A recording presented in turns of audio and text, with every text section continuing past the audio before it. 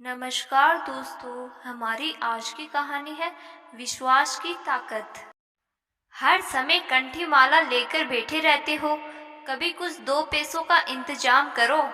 लड़की के लिए लड़का नहीं देखना। आज फिर निर्मला ने रोज की तरह सुबह से ही बड़बड़ाना शुरू कर दिया। अरे भाग्यवान, ईश्वर पर विश्वास रखो, समय पर सब हो जाएगा। चौबे जी ने अपना गमछा संभालते हुए कहा। इन चरणों में जो भी आए उसका जन्म सफल हो जाए। हाँ हाँ, ईश्वर तो जैसे घर बैठे ही लड़का भेज देंगे। भगवान के पास तो कोई काम है नहीं, सिर्फ आपका ध्यान रखने के अलावा। अरे क्यों पूरा दिन चक चक करती रहती हो? वैसे चौबे जी कभी गुस्सा नहीं होते, वो तो बीमारी के चलते नौकरी छोड़ दी थी। अब बस पूरा दिन बस गोपाल जी की सेवा करते और उन्हीं के बारे में ही सोचते थे। निर्मला जी बोली, जयपुर वाली मौसी बता रही थी उनके रिश्तेदारी में एक लड़का है, पर देखने तो तब जाओगे जब जेब में 1000-2000 रुपए होंगे। जो 10-20 रुपए बचते हैं उन्हें भी अपने दोस्तों को उधार दे देते हो। आज तक लौटाए हैं किसी दोस्त ने? पर आज तक कभी किसी चीज की कोई कमी हुई है? नहीं ना, आगे भी नहीं होगी, ईश्वर की कृपा से। तुम तो मुझे भजन भी नहीं करने देती। भजन ही करना था तो मुझसे शादी ही क्यों की? अब क्या वो बैठे बिठाए तुम्हारी लड़की की शादी भी कर जाएंगे? हाँ हाँ, रहने दो बस।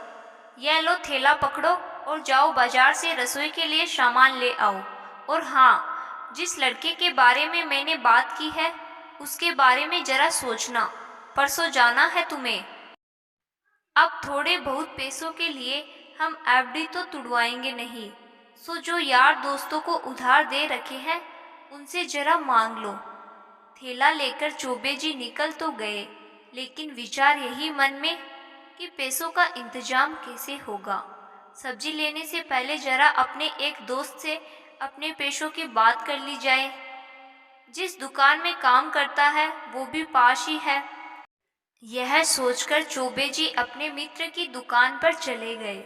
मोहनलाल ने अपने मित्र को देखा तो गले से लगा लिया और बोले, अरे चौबे जी, कैसे आना हुआ? तो चौबे जी बोले, कुछ ना भैया, कुछ समस्या आन पड़ी है, पैसों की सख्त जरूरत है। अपने ही पैसे चौबे जी ऐसे मांग रहे हैं जैसे उधार मांग रहे हो। चौबे जी की बात सुनकर मोहनलाल बोला, देखता हूँ, साहब तो बीमार है। 4 दिन पहले ही दिल का दौरा पड़ा था। अभी 10 दिन पहले ही विदेश से आए हैं। वैसे तो ऐसे 6 शोरूम हैं उनके पास, पर चलो 1-2 दिन में आएंगे तो मांग करके तुम्हें दे दूंगा। और बताओ बिटिया ठीक है? कैसा चल रहा है उसका योगा क्लास? बढ़िया चल रहा है भाई। सुबह 5 बजे जाती है, पूरा 5000 कमाती है। चौबे जी ने बड़े गर्व से कहा। सर्वगुण संपन्न है जी हमारी लाली। अच्छा, अब मैं चलता हूँ। यह कहकर चौबे जी जैसे ही केबिन से बाहर निकले ही थे कि एक जगह नजर टिक गई उनकी। इतनी सुंदर मूर्ति गोपाल जी की। चौबे जी अपलक देख रहे थे, जैसे अभी बात करने लगेगी। तभी मोहनलाल ने ध्यान भंग करते हुए कहा, बड़े साहब ने ऑर्डर पर बनवाई है ये मूर्तियाँ, बाहर से बनकर आई है। ऐसी 2 मूर्तियाँ बनवाई है। एक मूर्ति तो अभी कहीं वो लेकर गए हैं, पता नहीं किसको देंगे।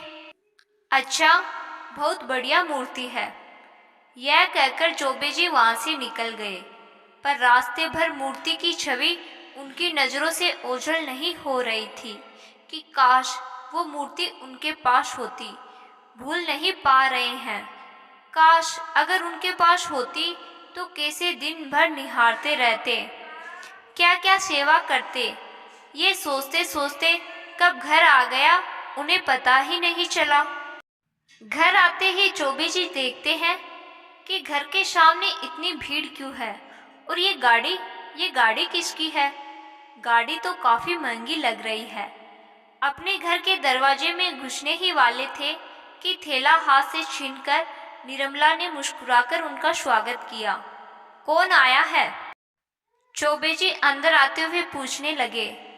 तभी उन्होंने अंदर देखा कि एक सूट बूट पहने हुए एक आदमी सोफे पर बैठा हुआ है। वो चौबे जी को देखते ही हाथ जोड़कर खड़ा हो गया और बोला, राधे राधे। राधे राधे, बैठिए, पर मुझे माफ कीजिए, मैंने आपको पहचाना नहीं, चौबे जी ने उस आदमी से कहा। अरे, आप कैसे पहचानेंगे, हम पहली बार मिल रहे हैं, उसने बड़ी शालीनता के साथ जवाब दिया। चौबे जी आगे बोले, जी कहिए, मैं आपकी क्या सेवा कर सकता हूँ? तो वह व्यक्ति बोला, दरअसल मैं आपसे कुछ मांगने आया हूँ, सीधा सीधा बताइए। चौबे जी सोच में पड़ गए थे, जाने वह क्या मांग रहा है और इतने बड़े आदमी को मुझसे क्या चाहिए। तो वह व्यक्ति बोला, आज से 4 दिन पहले मैं सुबह सुबह जॉगिंग के लिए गया था, लेकिन उस दिन मेरे साथ एक दुर्घटना हुई। अचानक मुझे हार्ट अटैक आ गया और आसपास कोई नहीं था मदद के लिए, ना मैं कुछ बोल पा रहा था कि तभी मेरी तरफ एक लड़की स्कूटी पर आती दिखी।